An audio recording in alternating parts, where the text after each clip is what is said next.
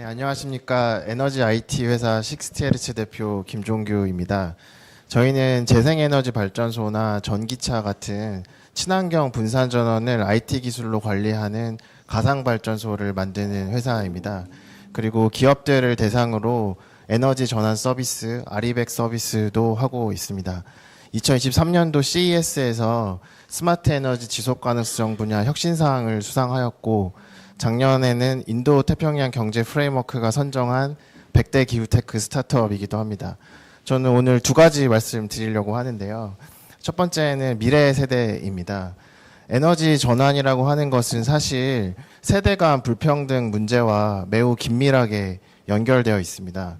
재생에너지 발전은 초기에는 투자 비용이 들지만 한번 건설하고 나면은 연료비도 들지 않고 탄소 배출도 나오지 않기 때문에 사실 미래 세대가 집중적으로 혜택을 보게 되는 것입니다.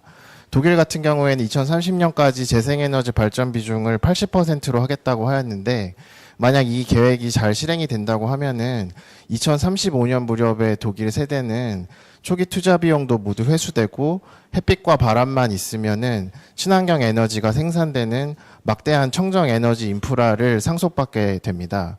반면에 우리가 지금 에너지 전환을 재생에너지 중심으로 결심하지 않는다면 우리는 미래 세대에게 의무를 남겨주게 됩니다. 탄소 감축을 매우 빨리 해야 하는 의무, 그리고 폐기물을 안전하고 저렴하고 매우 장기간 보관해야 되는 의무 같은 것들을 남겨주게 되는 것입니다. 그래서 미래 세대를 진정으로 생각하는 정치인은 재생에너지 확대를 얘기할 수밖에 없다. 저는 그렇게 생각합니다. 후보님께서는 꾸준히 재생에너지 중요성을 말씀해 주셨는데 앞으로도 계속 그렇게 해주셨으면 좋겠다 말씀을 드리고 싶습니다. 두 번째로는 창업가 모드입니다. 최근에 실리콘밸리에서 회자된 키워드 중에 하나로 창업가 모드라는 것이 있습니다. 이것은 관리자형 CEO하고 창업가형 CEO가 생각하는 것, 행동하는 것이 많이 다르다는 점에서 착안된 것인데요. 사실 정치인도 제가 보기에는 관리자형 정치인과 창업가형 정치인이 구분되는 것 같습니다. 작금의 여러 가지 위기 상황을 극복하기 위해서는 또 대전환의 시기에 필요한 리더십은 창업가형 정치인이라고 생각을 하고, 제가 후보님께서 성남시장 그리고 지사님 때 하셨던 일들을 보니까 관리자는 아니신 것 같더라고요. 그래서 앞으로도 계속 그렇게 해주셨으면 좋겠다 말씀을 드리고 싶습니다. 마지막으로 아까 말씀해 주셨지만 여기 있는 대표님들은 소셜 벤처를 운영하는 대표님들입니다. 저희는 사회적 가치, 경제적 가치를 동시에 추구하는 것을 목표로 기업을 운영하고 있는데, 사실 먹사니즘과 잘사니즘을 얘기하신 대표님의 생각과도 맞닿는 부분이 있다고 생각합니다. 제가 책을 보니까 위대한 개츠비 작가가 이런 말을 했더라고요. 두 가지 상반되는 생각을 가슴에 품고 정상적으로 기능하면 위대한 사람이 된다. 그래서 제가 말을 조심해야 되기 때문에 우리 후보님께서 위대한 정치인 되셨으면 좋겠습니다. 감사합니다. 네, 후보님 너무 멋있는 말씀을 해주셨는데요. 네. 두 가지 생각을 품고 있을 때 잘하면 위대한 게 지비가 될 수도 있는데 잘못하면 큰일 날 수가 있습니다.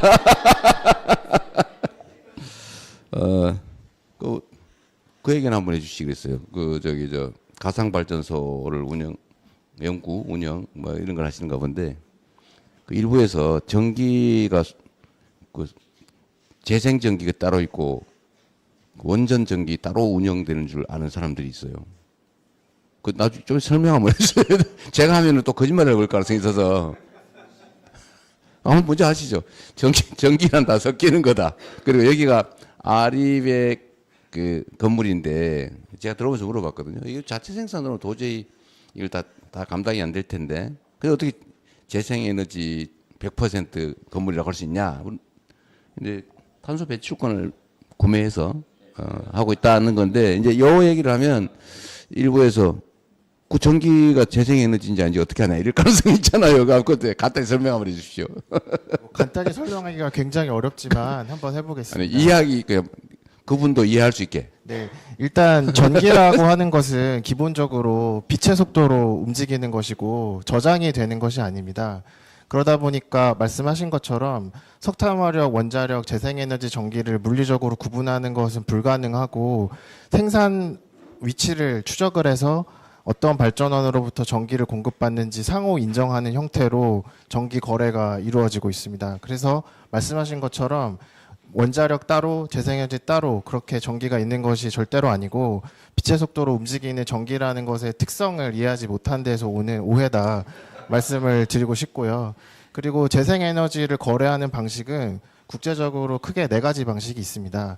가장 쉬운 거는 발전소를 직접 짓는 게 있겠고, 두 번째로는 발전소랑 직접 계약하는 방식이 있고, 그리고 세 번째로는 재생에너지 공급 위치를 추적을 해서 인증서 거래를 하는 방식 같은 것들이 있습니다. 마지막으로 한국전력이 마련한 녹색요금제를 이용한 방식이 있습니다. 모든 글로벌 기업들은 이 4가지 재생에너지 조달 방식을 조합을 해서 아리백을 하고 있고, 한국도 이 4가지 방식을 조합을 해서 기업들이 아리백을 하는 것입니다. 따라서 이러한 거래 방식이 발생하게 된 이유를 잘 생각을 해보면 아까도 말씀드린 전기라는 것의 물리적 특성으로 인해 거래 방식이 그렇게 생길 수밖에 없는 것인데, 마치 이것을 오도해가지고 원자력 발전소로부터 전기선을 뽑아서 이 건물에 꼽아야 된다, 재생에너지 발전소로부터 전기선을 뽑아서 이 건물에 꼽아야 된다, 그런 식으로 생각하시는 분들이 있는데 그것은 잘못 생각하고 계신 것이고 무지의 결과다, 이렇게 말씀드릴 수 있습니다.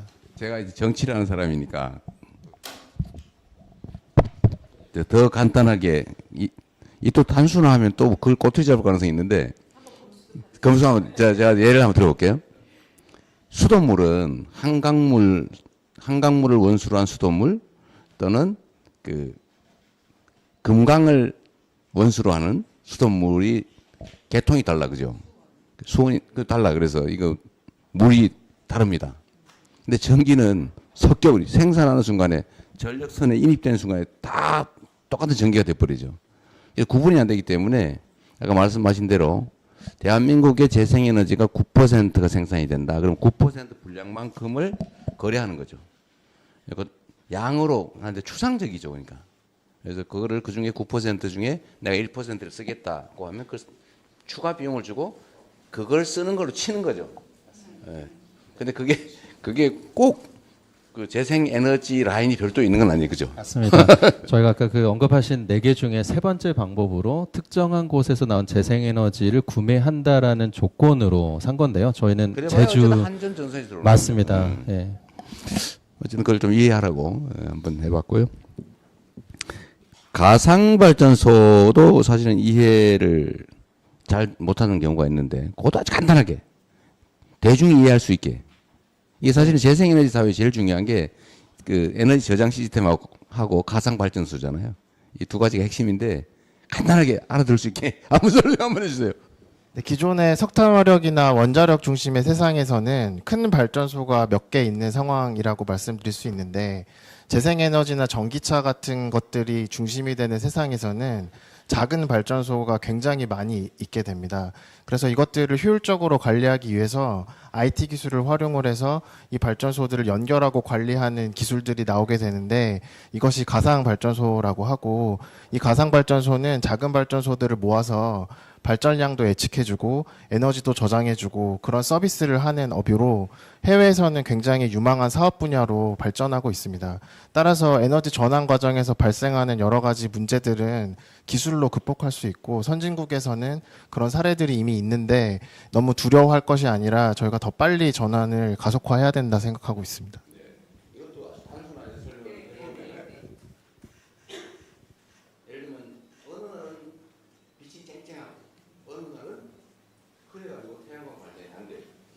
어느 날은 바람이 많이 불고 어느 날은 누구에 이제 태풍이 불어가지고 풍력파가 이런 게 세우는 경우가 있어요.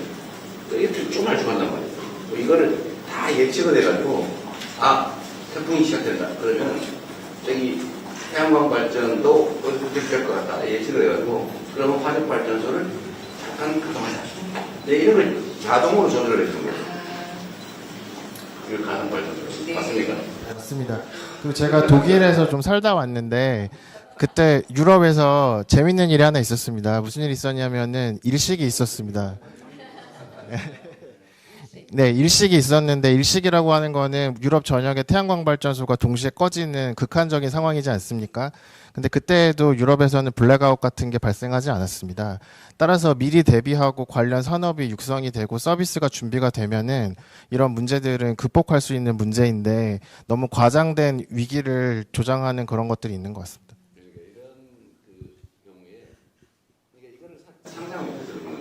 전국의 모든 이 에너지원을 다 전국의 모든 전기 배터리를 쓰는 자동차 이것도 맨날 빼쓰기만 하지만 갑자기 전국의 전기가 확 줄어들면 전기 가격이 확 올라갈 거 아니에요? 그러면 충전되어 있던 내 차의 전기를 팔 수가 있죠. 꽂아가지고 비싸게. 지금 전에는 200원에 내가 충전했지만 400원에 팔 수 있는 상황이 되면 그 400원을 파는 거죠. 근데 이게 한 대면은 말이 안 되지만 이게 수백만 대가 다 연결이 돼 있으면 그 순간에 충전하고 있거나 놀고 있는 전기차에서 뽑아서 파는 시스템이 자동으로 만들어지는 그런 거를 가상 발전소에서 통제하는 거죠. 이걸 모르는 사람들이 있어서 제가 얘기하는 거예요. 네. 맞아. 네. 간단하게 앞으로 안 하겠습니다. 네. 10길 안 빠지고. 알겠습니다. 아까 얘기를 근데 재밌었습니다. 일타 강사 자, 같으셨어요. 네. 일단은 지금 말씀하신 것 중에 미래 세대에게 빚을 넘기지 말아야 된다. 이건 진짜 중요한 개념 같아요. 저는 이 생각 못 했는데, 우리가 미래 세대에게 부담을 주니까 연금도 어떻게 하자 이런 논란들이 있잖아요. 뭐, 그 훌륭한 문제 지적인데, 원자력 발전소 같은 시스템에 과도하게 의존하게 되면 이제 그 폐기물을 다 후손에게, 그 다음에 그 부담을 다 넘기는 거잖아요. 근데 말씀하신 것처럼 태양광 발전이나 재생 발전을 하면 몇 년 지나면 다 원가를 회수하고 나중에는 부담을 전혀 전가하지 않을 수 있다. 그러니까 미래에게 떠넘기지 말아야 된다. 그 말씀이신 것 같아요. 관점이 아주 좋으신 것 같습니다. 창업자, 관리자 모두는 이것도 재밌는 발언 같아요. 좋은 생각이시고요. 정치인들한테 이게 진짜 필요합니다. 관리는 행정가들이 하면 되거든요. 근데 정치를 하는 사람들이 자기가 행정가를 변모해버리는 경우가 있어요. 특히 대통령, 시장 이런 사람들은 원래는 행정가가 되면 안 되거든요. 행정가를 지휘하는 창업자형 이렇게 돼야 되죠. 근데 최고의 행정가가 돼버리면 발전이 없죠. 좋은 생각이십니다. 좀 노력할게요. 그렇게 봐주시니 감사드리고요. 개츠비 네, 좋은 말씀. 네. 네. 피츠제럴드의 말씀을 인용하신 걸로, 네, 개츠비가 아니라, 네, 네, 문학 전공이다 보니까, 네, 개츠비를 쓴 피츠제럴드의 말이다. 왜냐하면 개츠비는 결론이 안 좋아서 저는 네, 피츠제럴드의 말만 듣겠습니다.